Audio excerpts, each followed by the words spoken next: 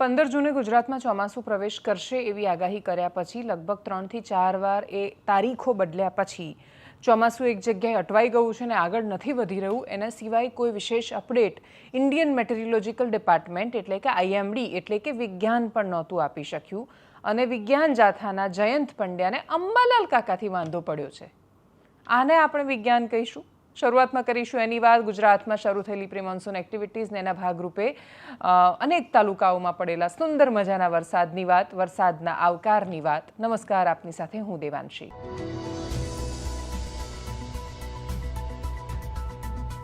ખૂબ લાંબા સમયથી પ્રતીક્ષા હતી. ચોમાસું મોડું થશે તો શું એની ચિંતા હતી, પણ એ ચિંતા પર આમ જાણે સરસ મજાની ટાઢક ફરતી હોય અને સુંદર મજાની ઠંડકનો અહેસાસ કરાવતા માટીની ભીની સુગંધ આપણા શ્વાસમાં જાય એટલી સરસ મજાની સોડમ ને રોનક બંને લઈને ગુજરાતમાં ચોમાસું આવી રહ્યું છે. પ્રી મોન્સૂન એક્ટિવિટીઝ શરૂ થઈ ગઈ છે અનેક તાલુકાઓમાં, એટલે અડધો ઓલમોસ્ટ તાલુકાઓમાં પ્રી મોન્સૂન એક્ટિવિટીઝ દેખાઈ.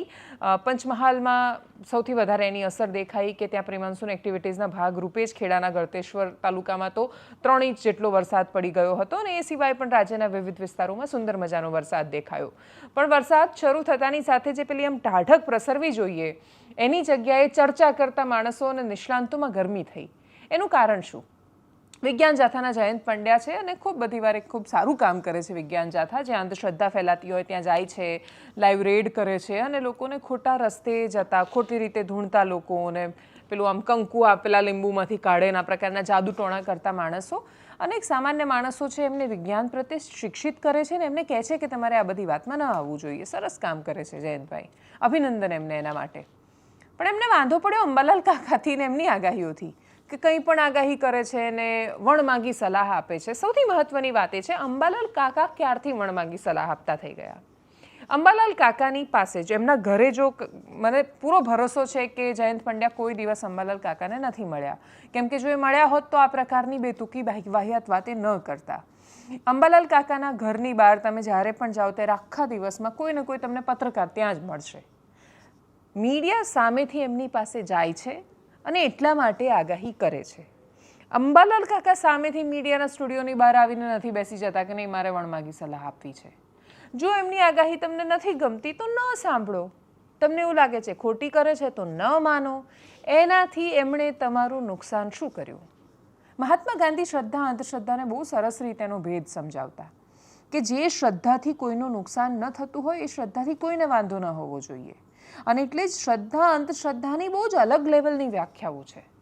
એમાં આટલો બધો વિવાદ કરવાનો વિષય ક્યાં આવતો હતો? એમણે કહ્યું કે એમની ઉંમર થઈ ગઈ છે, સંભળાતું એ નથી. તો ન જ સંભળાય, એમની 80 વર્ષ ઉપરની ઉંમર થઈ. કાકા 8 દાયકા જોઈ ચૂક્યા છે. 8 દાયકામાં જીવનના અનેક ઉતાર ચઢાવ જોયા. એ જે પણ બધા વાક્યો બોલે છે એ બધાનો જૂનો ઇતિહાસ છે. પૂર્વજો જે કરતા આવ્યા અને એના પછી એક બધા વાક્યો બધા સુધી બોલાતા ગયા અને એ વાક્યોના આધાર પર, એ પ્રચલિત સૂત્રોના આધાર પર અને વિજ્ઞાનના પણ બહુ બધા ઉલ્લેખ આપે છે. એટલે મને નથી ખબર કે ગુજરાતમાં કેટલા યુવાનો પણ એવા છે કે જે 1 થી 12 ભણ્યા પછી વિજ્ઞાન પ્રવાહમાં બધા થોથા ગોથી નાખ્યા પછી એમને આમ પૃથ્વીના ગોળા આગળ ઊભા કરી દો અને દુનિયાના નકશામાં દેશોના નામ ન લખેલા હોય તો એ કહી શકે કે અહીંયા પેરુ આવ્યો છે ને અહીંયા ચીલી દેશ આવ્યો છે ને આ પેરુ અને એની વચ્ચે અહીંયા જે આવ્યો આટલે સુધી એને પ્રશાંત મહાસાગર કહીએ ને અહીંયા ઓસ્ટ્રેલિયા છે નીચે ને આ બાજુ ભારત છે અને આ બાજુ આફ્રિકન દેશો છે ને અહીંયા નીચે મડાગાસ્કર છે, ત્યાંથી બધા વાદળો ટર્ન થઈને આપણા સુધી આવે છે અને આને જેટ સ્ટ્રીમ કહેવાય, આને અલનીનો કહેવાય, આને લાનીનો કહેવાય. આ વિષુવવૃત્ત ઓળંગે એટલે વિમાનો એટલે પવનો વળાંક લેતા હોય છે. એને વેસ્ટર્ન ડિસ્ટર્બન્સ, પશ્ચિમી વિક્ષોભ એટલે કહીએ છીએ કેમ કે અહીંયાથી આવે છે, જે રેડ સી બતાવે નકશામાં જોયા વગર, લખ્યા વગર. એ કેટલા લોકો કરી શકે છે? અંબાલાલ કાકા કરી શકે છે. દુનિયાનો નકશો વાંચવો એ સરળ વાત નથી હોતી. દુનિયાને સમજવી, દુનિયાના વાતાવરણને પણ સમજવું કે પછી એની ખેતી કે બાકી બધાને સમજવું એ દરેક લોકોના હાથની વાત નથી. હા, અંબાલાલ કાકા જ્યોતિષ વિશે વાત કરે છે, જ્યોતિષની આગાહીઓ કરે છે, તો એમાં તમે ન માનો. બહુ જ સરળ છે કે તમને શ્રદ્ધા નથી એ વાત માનવાનું ક્યાં કોઈએ જબરદસ્તી કરી? એનાથી ક્યાં અંધશ્રદ્ધા ફેલાઈ જાય છે? આ દેશમાં આજે પણ બાળક જન્મે ત્યારે રાશિના નક્ષત્ર પરથી એનું નામ પડે છે.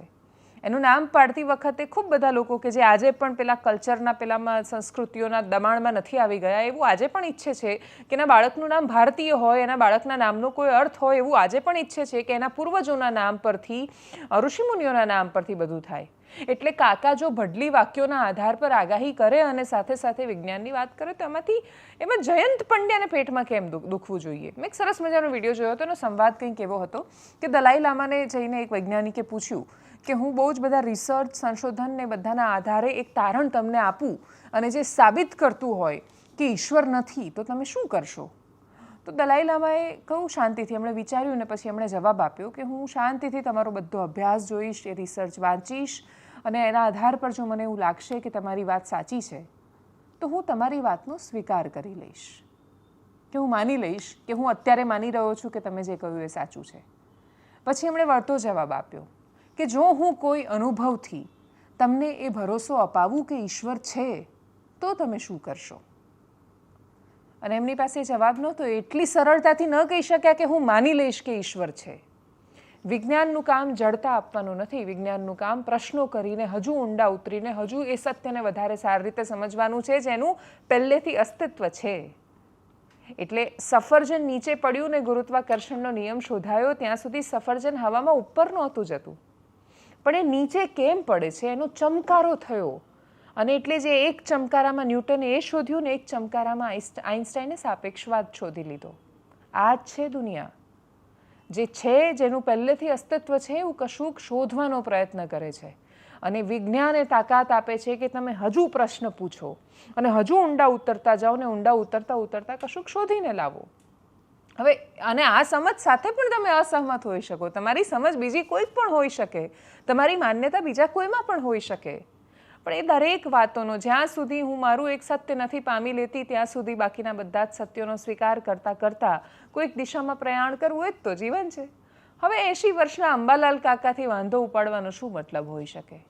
મતલબ એ હોઈ શકે કે કદાચ એમને થયું હોય કે બહુ દિવસથી ન્યૂઝમાં નથી આવ્યા તો આવી જઈએ અને એમનો પ્રયત્ન સફળ થયો. જયંત પંડ્યા, કોંગ્રેચ્યુલેશન્સ, તમે સમાચારમાં છો. અંબાલાલ કાકાને સાંભળીએ અને એમના માટે પરેશ ગોસ્વામીએ શું કહ્યું એ સાંભળીએ. અને મારે કંઈ કમાવું નથી, મારે પ્રસિદ્ધિમાં આટલી ઉંમરે પ્રસિદ્ધિને શું કરીશ? હું પ્રસિદ્ધ તો છું જ, પણ પ્રસિદ્ધિને મારે કરવી છે શું? હું સુખી છું. આ બાબતમાં અમને નીચા દેખાડવાનું કામ જે કરી રહ્યા છે એ અમને સમજાતું નથી, પરંતુ એમનું એક કામ સારું છે. અમને જે અંધશ્રદ્ધા નિર્મૂલ્ય અંગેનું કામ છે એ એમનું અંધશ્રદ્ધા નિર્મૂલ્ય અંગેનું કામ ઘણું સારું છે. કારણ કે અત્યારે ઘણી બહેનો અંધશ્રદ્ધામાં ફસાતી જાય છે, તો તે બાબતમાં આ જાથાવાળાનું કામ મને સારું જણાય છે. અંબાલાલ કાકા ઉપર પ્રહાર એટલે જે આખી વર્ષા વિજ્ઞાન અને જે આપણે કહી શકાય કે આપણી જે પરંપરા છે એ ભડલી વાક્યોથી લઈને જે આપણા પ્રકૃતિના જે સિદ્ધાંતો છે, જે નિયમો છે, એ આપણી સંસ્કૃતિ ઉપર પ્રહાર કરવા બરાબર છે. એટલે બીજી વખત વિજ્ઞાન જાથા આ ભૂલ ન કરે એ મારી અપીલ છે. અને જો આવા અમારા વડીલ મુરબ્બી અંબાલાલ કાકાનું આ રીતે બીજી વખત અપમાન કરવામાં આવશે તો અમે પણ મેદાને આવશું અને વિજ્ઞાન જાથાને પણ પડકાર ફેંકશું કે વિજ્ઞાનની અંદર તમે શું જાણો છો અને અમે શું જાણીએ છીએ. ચલો આપણે મીડિયાના મારફતે લાઈવ ડિબેટ કરી નાખીએ. તો આ ચેલેન્જ સ્વીકારવા માટે પણ વિજ્ઞાન જાથાએ તૈયાર રહેવું પડશે.